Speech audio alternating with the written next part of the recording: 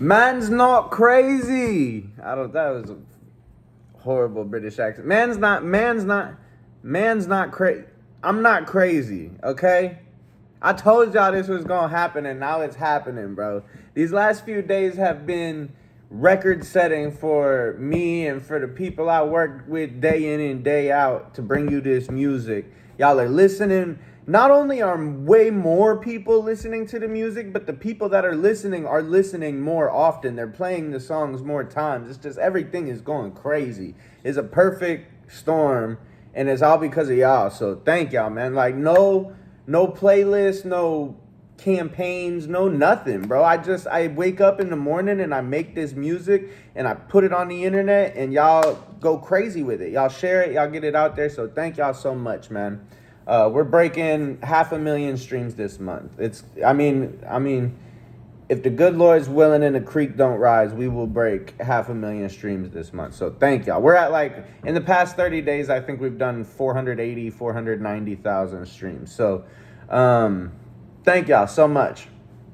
Thank y'all. I got these questions on the TikTok that I promised I was gonna come on here and answer. I try to switch it up every time. Like the first couple times that I did these Q&As, I did the questions on Facebook. This time I did them on TikTok. Next time I might do them on Instagram or something. Who knows? But just make sure you're following me on whatever platforms you use. I will do a Q&A on that platform eventually. So the first question, and this is a popular one. I've gotten this before. Is are you in recovery? And no, I'm not. But with that being said, I have struggled with like substances in my past, and I still go through periods where I drink too much. I still go through periods where I'm like, damn, bro, like I done drank the last 3-4 nights in a row. Like even if it's not a ton, it's like a couple beers. You know what I mean? Like and then I used to drink until I blacked out, like every time. Like that was my goal. Like I drank like it was a sport, you know, and I don't really do that anymore. It's not fun for me anymore. But I still will tie one on, and I do struggle with it and try to make sure that I'm keeping it in check. I also did Adderall a lot for a while. When I met my girl that I have now, she had an Adderall script, and I was doing that every day with her for like a year or two. And yeah, that was horrible. That I mean, it was fun to do, and like it did make me productive in a sense, but it messed with me. It made me stressed out. It made me not eat right. It made me not sleep right.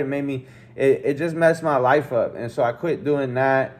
And no, I'm not in recovery. I still like to tie one on, have a good time here and there, but I'm much more responsible about it than I was when I was young. And when I was a teenager, I got court ordered to rehab for my crippling marijuana addiction.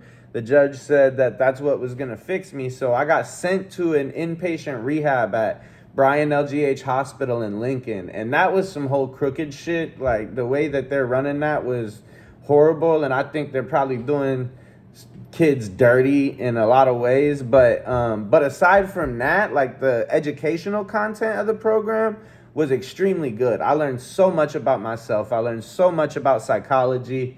And I think it's what allows me to really relate to people who are in recovery a lot, is because I literally been to rehab, and we were mixed in with the adults and it was like we were the juveniles, but we were mixed in with the adults and stuff.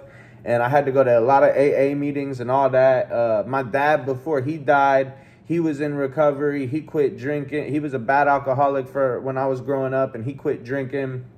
And my mom, she used to smoke drugs and shit like that, and so she been clean a really long time. And but yeah, so I understand and I relate to the people who are in recovery. I'm personally not. I still drink here and there. I smoke a lot. That's about all I do these days.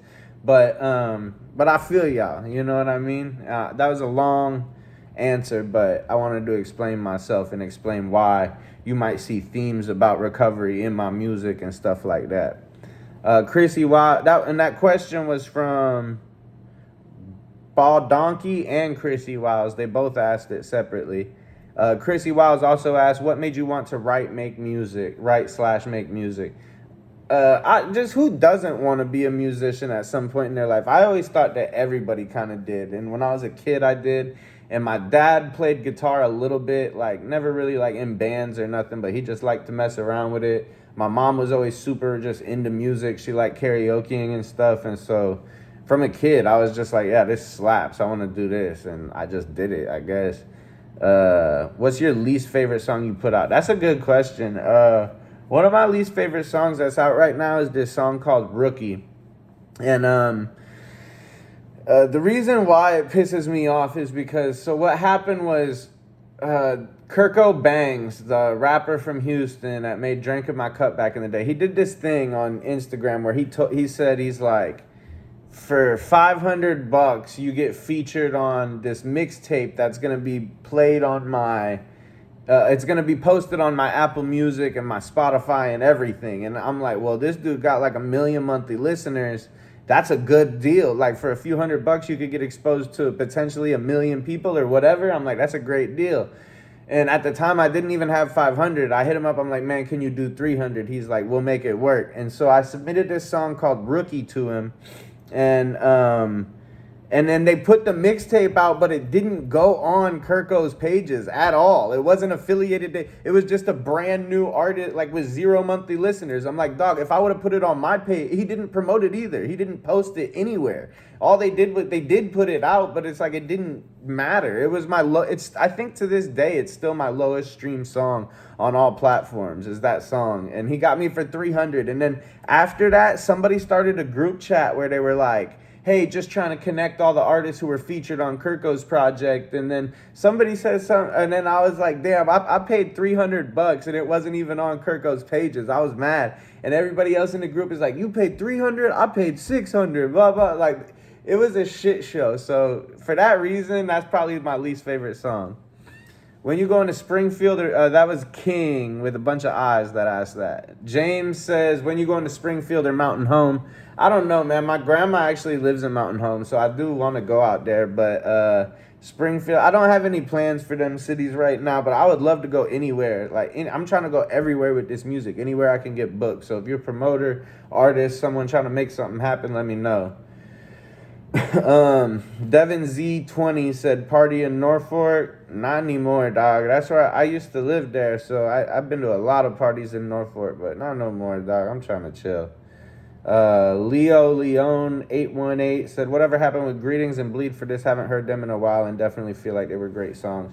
They're on Best Kept Secret Volume 1. They're on that project, and I had fans like invest in those songs, and then it took me, I was trying to find a platform where I could give those fans that invested the royalties, and it took me forever to find one. I finally locked in with United Masters on it, and I gave all those fans that invested a chunk of my last mixtape of Best Kept Secret Volume 1. So they're on there. Go check them out if you want. I also have a rock remix of Bleed for This that's probably going to be coming out soon. I've played it at some shows. Coleworthy said, what we got cooking? I don't even, I don't know, but shout out Coleworthy, bro. I'm just making this video, dog. User 1725649637022 said, who did you spend time with in Beverly Hills? Lizzo, dog. It was Lizzo. Chico Spave said, hey, bro, where you from? I'm from Nebraska originally. I live in Houston, Texas, man.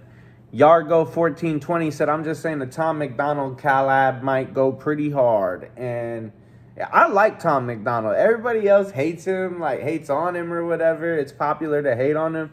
I think he's really, really good, dude. I do. Like, he don't make music that I like bump or like want to vibe out to necessarily, but every time I've ever seen like a viral video of his or something comes across my screen, I'm like, this dude raps his ass off. He's really good. Joshua Bowman said, what music platforms are you on? All of them, dog. All of them. Just make sure you follow on whatever you use. Spotify, Apple Music, Amazon, Google Play, Pandora, just whatever you use, hit me up on there, man. So that's all the comments that I got on that video, all the questions that I got. So I appreciate y'all, man. Thank y'all for a record-breaking week. Thank y'all for a record-breaking month. Thank you for the love you're showing in the game. I'll try to keep making more of these videos. Oh, by the way, I meant to say this earlier in the video, but like, this looks mad ghetto. I got this Ziploc bag over my fire alarm, And you probably see it in some of my videos, and I'm always like, damn, that looks ghetto. But it's not even, people think that it's from smoking and stuff, so we don't trip it. But the smoke don't even trip it off. There's another fire alarm right there that's not covered. But the reason that one is covered is because the kitchen's back there. And anytime you cook, even if you just boil water, it trips off that fire alarm. It scares the shit out of the dogs. It's inconvenient as hell. So that's why I did that. Anyways, man, I'm about to get out of here, man. Keep showing the music love. Thank y'all so much. I'll be back on soon, man. Much love.